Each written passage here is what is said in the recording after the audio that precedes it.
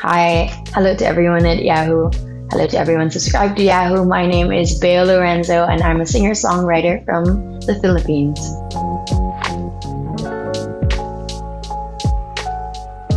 Ben and I had been following each other on social media for some time now, but only recently we connected and expressed that we wanted to work together. I did not expect that it would be so soon that Ben would send me a demo of Good for a Time. At that time, it was a newly written song, a song that he wrote with Lin Yang, a good friend of his called Lin Yang, who is also a Singaporean singer-songwriter, by the way. And so he shows me the song, and I know immediately that I want to work with him on it. There's so much honesty in the lyrics, and the way it paints a picture of young love made it easy for me to say yes to the project.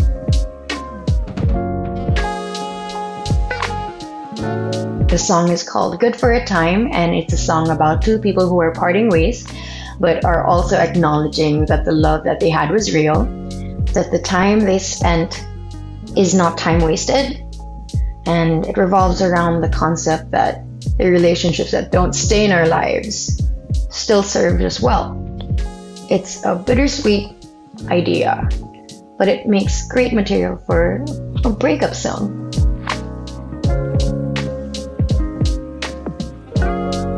Nothing fancy really. I'm very proud to say that I have such an amazing set of friends, and whatever time I'm not spending on my art, whatever time I'm not spending on my performance, rehearsals, writing songs, I try to find pockets of time in my schedule for my friends, to catch up with them, to check up on them, and to just enjoy their company.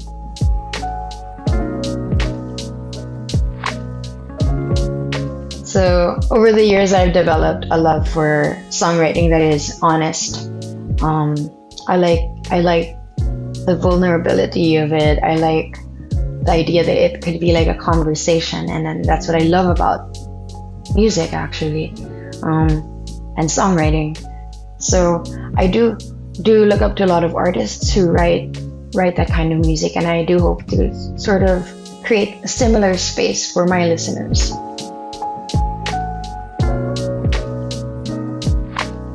Similar to the last question, I'd like my audience to feel safe.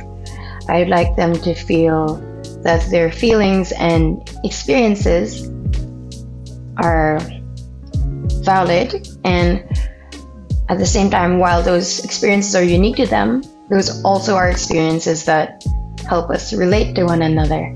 And in that way, I want them to feel like they're not alone in what they're going through, and that a lot of people out there would actually understand what they're feeling.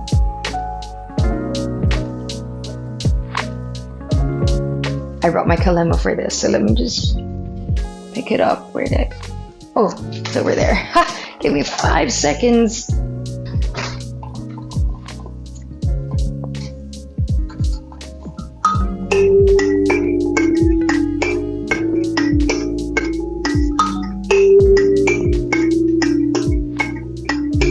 In this battle of fate, does anyone ever win it?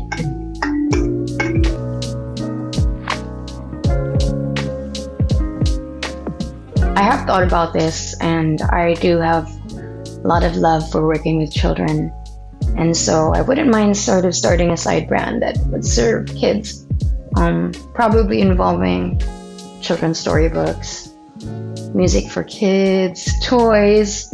I love toys. But I definitely want to do something along the lines of storytelling. So that would probably be producing videos, animation maybe, illustration, writing books. There's a lot to think about.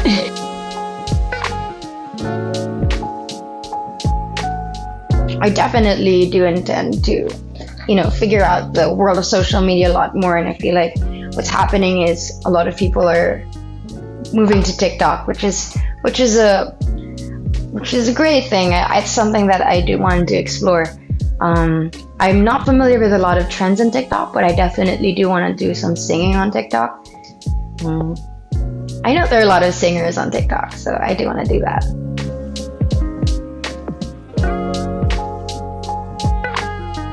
This piece of advice I want to share is not just for singer-songwriters, but I feel like creators in general. I think it's important to have a healthy relationship with your craft. That you always try to keep the joy, always try to look for the joy, and always try to remind yourself why you love doing that. And I don't know, I feel like it's so easy to get lost in the business side of things. It's so easy to get caught up in what expectations people have of you, and it's so important to keep going back to why you like doing what you do.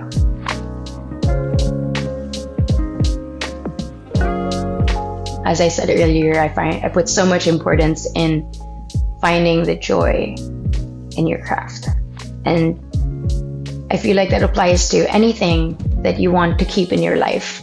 The only way to make something sustainable, I think, is to really find joy in it. It's the same with relationships. If you want to keep a friendship, if you want to keep a relationship with a person, even when you clash, you'll always find ways to love them again and ways to care about that person again because you're looking for the joy.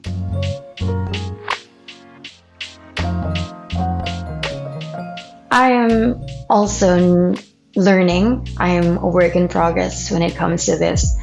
But the tips I can share is, apart from really taking care of yourself, I feel like mental health is really tied to your physical health too. So exercise and sleep and drinking water and eating well plays a big role. But also, there is so much power in perspective. I'm so lucky I have a lot of friends to talk about this with. There are constructive thoughts and there are destructive thoughts. And I feel like a lot of people think, by default, their thinking is that destructive thoughts need to be rejected or pushed away. But I've learned that that's not sustainable in the long run. I feel like destructive thoughts are better off confronted so that you can get to the root of the problem and that so you could understand the circumstances that shape that way of thinking.